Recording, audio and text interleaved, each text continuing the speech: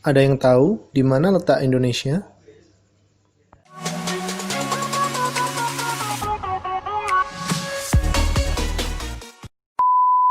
Assalamualaikum warahmatullahi wabarakatuh. Bagaimana kabarnya anak-anak? Masih semangat untuk mengikuti pelajaran ya? Jadi hari ini Ustadz Angga akan melanjutkan materi tentang ilmu pengetahuan sosial kelas 7 tentang interaksi keuangan. Dan hari ini nanti kita akan membahas tentang luas dan letak Indonesia, kemudian potensi sumber daya di Indonesia, dan ketiga tentang dinamika pendudukan yang ada di Indonesia. Nah, kalian sudah siap semuanya? Jadi tentang Indonesia, kita akan membahas tentang Indonesia. Indonesia adalah negara di benua Asia, tepatnya di Asia Tenggara, yang mana Indonesia merupakan negara terluas yang ada di Asia Tenggara. Kemudian Indonesia merupakan salah satu negara yang terpadat penduduknya nomor 4 yang ada di dunia. Kemudian Indonesia adalah negara di mana di situ terdapat pertemuan 3 pegunungan besar yang ada di dunia. Jadi Indonesia merupakan negara termasuk unik, karakteristik yang unik seperti itu. Karena di Indonesia sendiri ada beberapa pulau, bahkan kurang lebih ada 17.000 pulau yang ada di Indonesia. Akan tetapi negara Indonesia memiliki 5 pulau besar. Pertama Pulau Jawa, Pulau Sumatera, Pulau Kalimantan, Pulau Sulawesi, dan Pulau Papua. Nah, letak geografis negara Indonesia, ya, Ustadz membawa global. Jadi di sini Ustadz akan memberitahu kalian tentang letak geografis yang ada di negara Indonesia. Negara Indonesia untuk letak geografisnya berada di antara 2 benua, ya, 2 benua dan 2 samudra. Jadi negara Indonesia di antara Samudra Hindia dan Samudra Pasifik di sini.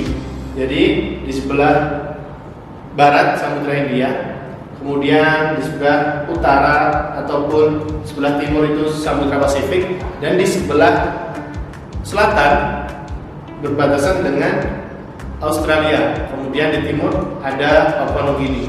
Kemudian di atas ada Laut Cina Selatan, yang mana terdapat negara-negara seperti Brunei Darussalam, Malaysia, dan Singapura. Jadi itu perbatasan ataupun letak geografis yang ada di Indonesia sendiri.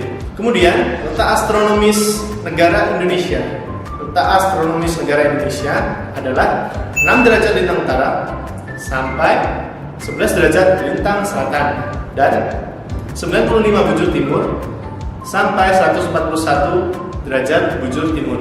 Nah, untuk kondisi geologi yang ada di Indonesia, pertama, Indonesia terdapat gunung api yang ada di Indonesia atau gunung api vulkanik yang ada di Indonesia.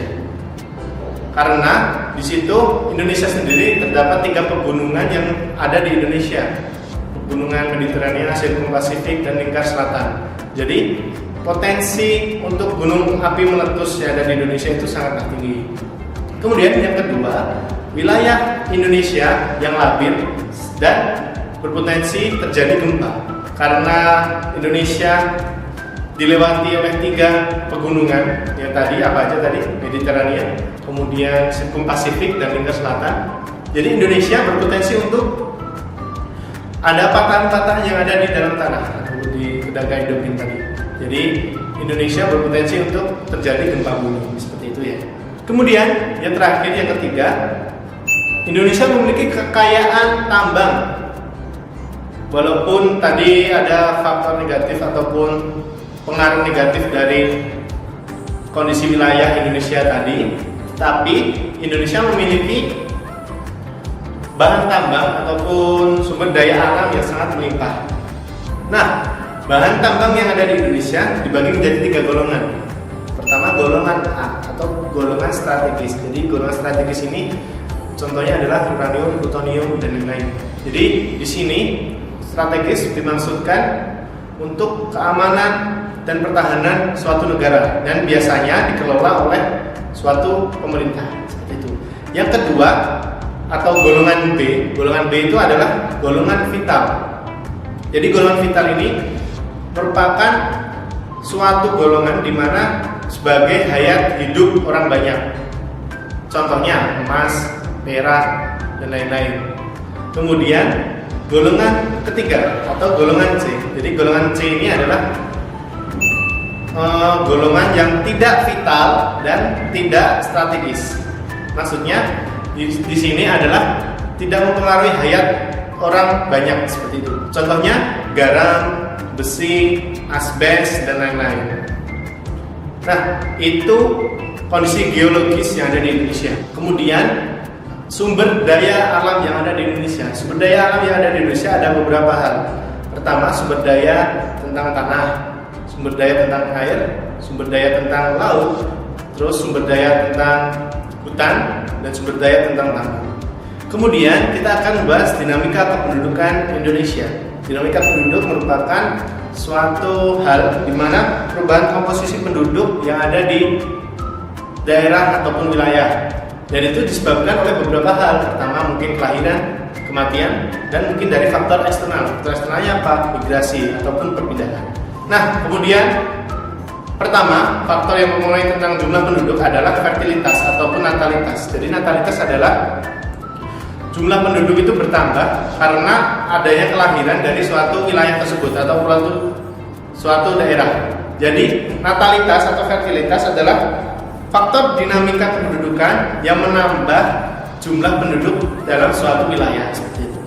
Kemudian natalitas di sini akan ada faktor-faktornya. Faktor-faktor untuk pronatalitas atau penunjang natalitas atau kelahiran adalah kawin usia dini. Yang kedua, ada anggapan banyak anak, banyak rezeki. Kemudian ada harapan dari orang tua untuk ke anak agar bisa melanjutkan perjuangan dari orang tua tersebut. Kemudian ada kematian ataupun mortalitas. Di sini mortalitas terbagi menjadi dua, jadi tingkat kematian kasar dan tingkat kematian khusus. Faktor-faktor apa yang mempengaruhi terjadinya mortalitas atau kematian? Pertama, rendahnya pengetahuan seseorang tentang kesehatan. Terus kemudian fasilitas-fasilitas kesehatan yang kurang. Terus selanjutnya bencana alam ataupun suatu wabah penyakit yang ada di dunia. Nah, kemudian penghambat mortalitas, adanya kesadaran penduduk tentang kesehatan. Kedua, fasilitas kesehatan yang memadai. Terus kemudian tenaga medis yang memadai dan lain-lain. Kemudian yang terakhir adalah tentang migrasi penduduk. Migrasi adalah suatu perpindahan penduduk dari suatu tempat ke tempat lain dan melewati batas administratif wilayah tersebut. Jadi diingat, batas administratif wilayah tersebut. Itu dinamakan migrasi atau perpindahan.